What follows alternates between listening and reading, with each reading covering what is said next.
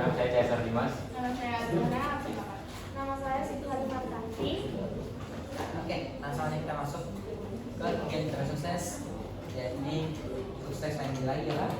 Nah, sukses yang kelompok kita inginkan itu sukses membangun toko kue yang terkenal di seluruh penjuru Indonesia dan menjadi pusat pembelanjaan kue yang terbaik. Terus juga toko kue ini kita ingin kasih nama Aras Bakery. Terus juga kita juga ingin menjadikan toko kue ini tuh sebagai toko kue yang paling menghasilkan banyak keuntungan. Next. Bang.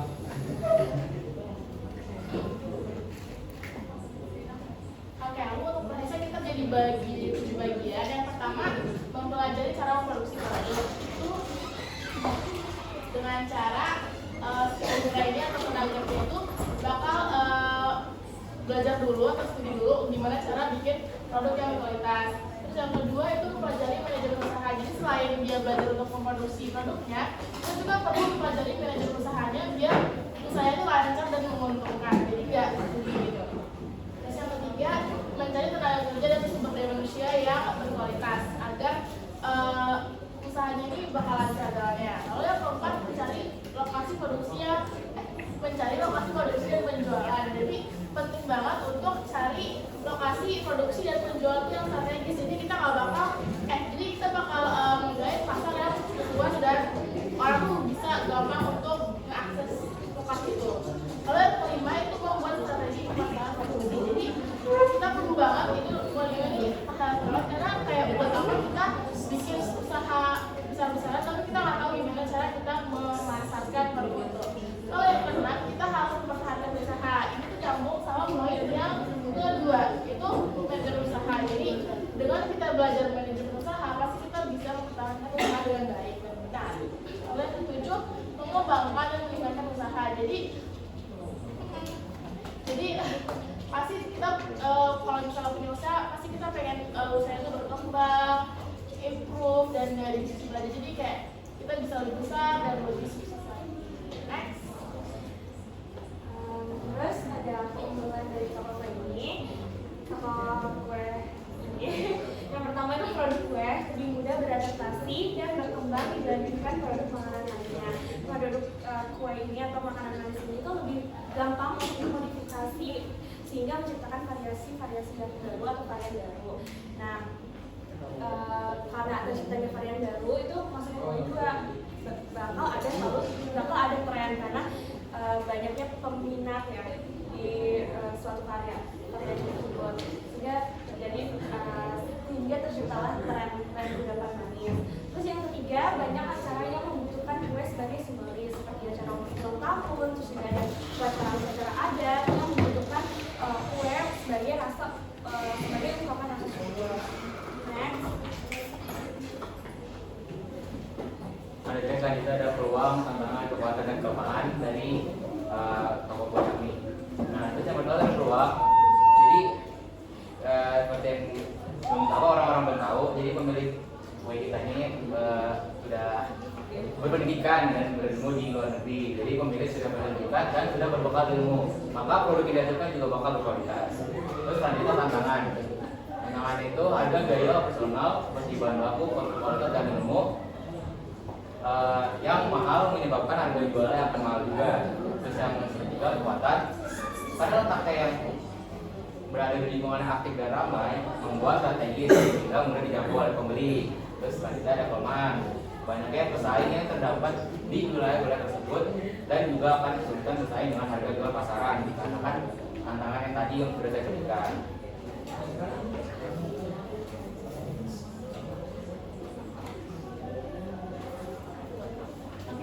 Untuk yang selanjutnya kita strategi pemasaran. Yang pertama kita membuat identitas toko. Jadi kita harus bikin image dan identitas buat toko dan usaha kita. Jadi bisa lebih dikenal dan bisa gampang diingat oleh konsumen. Lalu yang kedua kita memanfaatkan media sosial. Udah pastinya kita bakal memanfaatkan media sosial dengan baik karena di media sosial itu informasi itu cepat banget untuk menyebar dan juga sangat amat meluas gitu.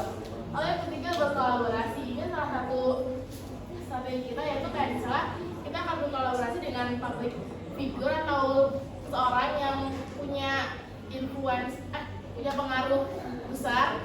Jadi kita bisa menyebar masalah. Jadi nggak cuma di kalangan yang suka kue aja, tapi bisa menyebar ke orang-orang yang lebih luas lagi. Kalau yang keempat kita ada potongan harga dan bundling gitu ya.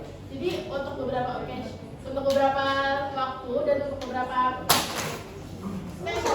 spesial acara kita akan mengadakan potongan harga dan juga bundle, atau misalnya kayak kita ngasih diskon, misalnya untuk di hari itu kita bisa ngasih misalnya beli satu roti bisa dapat 2. Kalau yang kelima ada membuat acara. Ini tuh kayak event atau show atau workshop. Jadi kita bisa interaksi sama orang lain, jadi orang juga bisa interaksi sama kita dan kita bisa menggait lebih banyak konsumen. Ada target dari toko art bakery.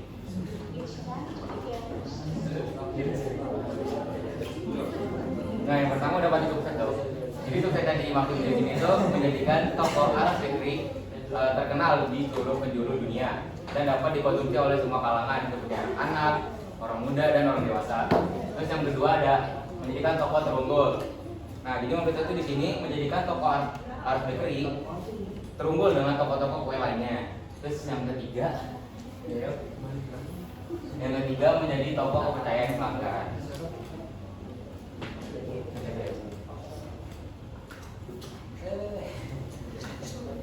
Oke. Berikutnya adalah yang terakhir, yaitu kebutuhan membiayaan. Nah, di sini kita mengambil berbagai referensi dengan yang ada di internet, terkhususnya di daerah Kemang, di mana pertama-tama itu tempatnya ini atau bisa kita bilang tanahnya. Kalau sewa itu kira-kira 132 juta per tahun. Terus kalau beli 1 M itu 50 juta. Tapi ini juga yang paling murah teman-teman. Terus berhubungan dengan renovasi juga, kita harus mungkin ada kayak renovasi, kita tambahin. Nah, itu juga masuk, dan kita ini sekitar di bawah 100 juta. Nah, kita ngambil patokannya 80 juta aja. Terus yang kedua itu peralatan. Nah, sini peralatan itu kita bagi jadi 2 hal, itu primer dan sekunder. Primer itu kayak apa? Tentunya kayak oven, rangka, dan lain-lain itu. Nah, itu primer.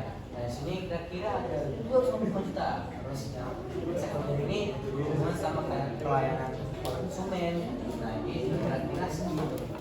Terus ada bahan bakunya. Nah, ini kita hitungnya per bulan. Kalau di awal-awal, kalau tanda kira-kira mungkin bakal kurang lagi atau mungkin bertambah lagi tergantung situasinya nanti. Nah, sekitar 50 jutaan. Terus ada tanggal kerja, ya pasti kita bakal punya lagi, yaitu kira gaji mereka. Kisarannya 5 juta per orang. Terus juga ada asisten dapur, asisten pelayan, dan manajernya. Nah, seperti ini. Terus juga ada perizinan teman-teman. Tentunya kalau kita mau berusaha atau menjual sesuatu, kita butuh izin.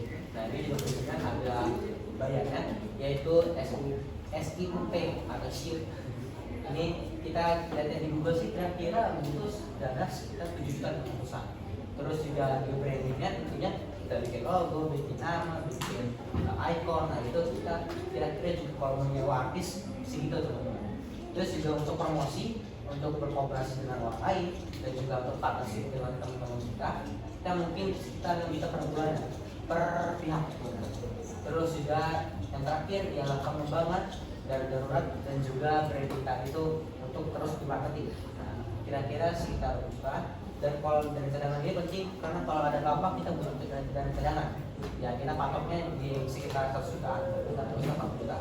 Jadi totalnya kira-kira ialah 717 juta sampai 2,3 miliar. Wow.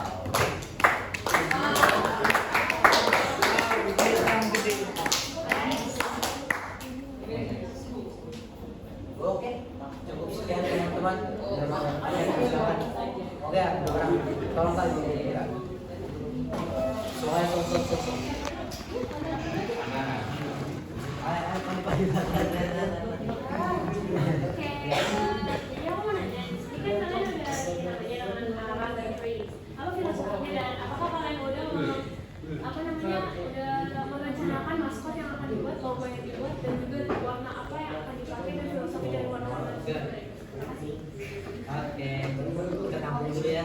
Ya, silakan. Mau lagi? Apa lagi? Ayo minta Mana aja dong? Apa namanya? apa nggak minta?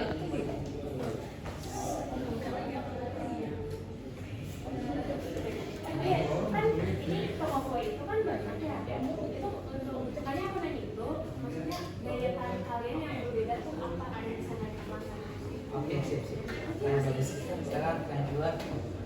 Kalau pertanyaan dari aku sih mirip-mirip ya sama Nana kan, maksudnya untuk toko kue sendiri kita tahu sendiri kalau di Jakarta kan ada banyak banget kan, dan itu macam-macam dari yang cookies sampai brownies segala macam. Kalau misalkan dari kalian nih, kira-kira gimana cara kalian nge-branding makanannya itu supaya beda dari yang lain gitu kan, dan yang nggak sama aja kayak misalkan bittersweet gitu-gitu. Kalau dari kalian sendiri kira-kira gitu. Oke, terima kasih. Oke, langsung jawab.